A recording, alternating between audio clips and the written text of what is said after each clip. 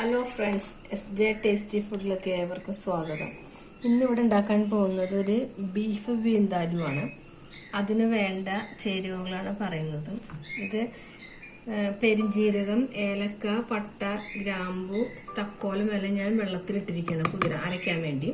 പിന്നെ കടുക് 2 സ്പൂൺ വെള്ളത്തിൽ കുതിർത്തിയെടുത്തേക്കണം. ഇഞ്ചി കുഞ്ഞു ചെറിയ കഷ്ണം, വെളുത്തുള്ളി ഒരു 5-6 പിന്നെ ഇത് നമ്മുടെ മുരിങ്ങയുടെ തോലാണ്. പിന്നെ ഒരു സവാള, ഒരു പകുതി ഇഞ്ചി, വേപ്പില ഒരു 5-6 തണ്ട്, വെളുത്തുള്ളി ഒരു 6 ചെറുതാണെങ്കിൽ 10 എടുത്തു. ഞാൻ 10 എടുത്തിട്ടുണ്ട്. വലുതാണെങ്കിൽ 6 എടുത്തു.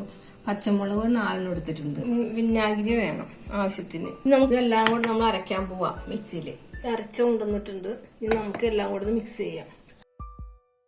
മുളക് പൊടിയാണ് മെയിനായിട്ട് വേണ്ടത്. നമുക്കൊരു 3 സ്പൂൺ മുളക് പൊടി ഇടാം അതിൻ്റെ അകത്തോട്ട്. 1 കിലോ ഇറച്ചിയാണ്. എരിവ് ആവശ്യത്തിന് ഇടാം, പോരെങ്കിൽ ഇടാം നോക്കിയിട്ട്.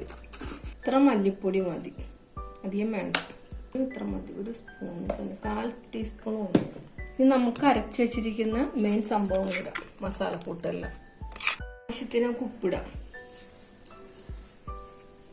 പിന്നെ വെള്ളം, മിക്സി കഴിയ ജാറിൽ വെള്ളമുണ്ട്, അത് നമുക്ക് ഒഴിക്കാം. നമുക്കിനി വിനാഗിരി ഒഴിക്കാം. ഇതിൽ ഈ ഒരു വലിയ കയ്യിലാണ് ഞാൻ ഒഴിക്കുന്നത്.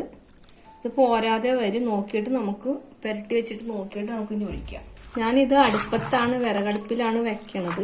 ഇതിങ്ങനെ പതിയെ തീരങ്ങോട്ട് വെന്തേലും നല്ല അടിപൊളിയാണ്. കഴിഞ്ഞ പ്രാവശ്യം ഞാൻ ഒരു ഡക്ക് കറി വെച്ചില്ലേ, അതൊക്കെ നല്ല അടിപൊളിയായിരുന്നു. തേങ്ങാപ്പാലില് നിങ്ങൾ കണ്ടിട്ടില്ലെങ്കിൽ ഞാൻ മുകളിൽ ഇത് കൊടുത്തേക്കാം, ലിങ്ക് കൊടുത്തേക്കാം, കയറി കാണും. ഇച്ചിരി കൂടെ വെള്ളം വേണം.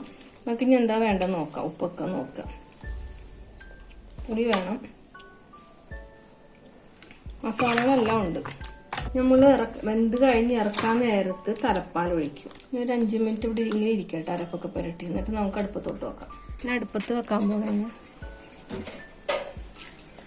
നമ്മുടെ വിന്താലി ഇവിടെ റെഡി ആയിട്ടുണ്ട്. ഞാൻ വിറകടുപ്പിൽ നിന്ന് മാറ്റി ഇപ്പം തേങ്ങാപ്പാൽ ഇടാം. ശരിക്കും വെന്തിട്ടുണ്ട്, എല്ലാം പിടിച്ചിട്ടുണ്ട്. ഇനി തേങ്ങാപ്പാൽ ഒഴിക്കാൻ പോവാം.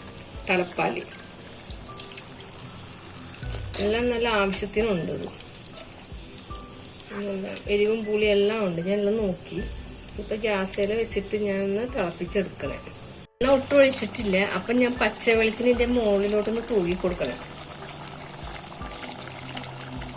നമുക്ക് ഓഫ് ചെയ്യാം, തീ ഓഫ് ചെയ്യാം.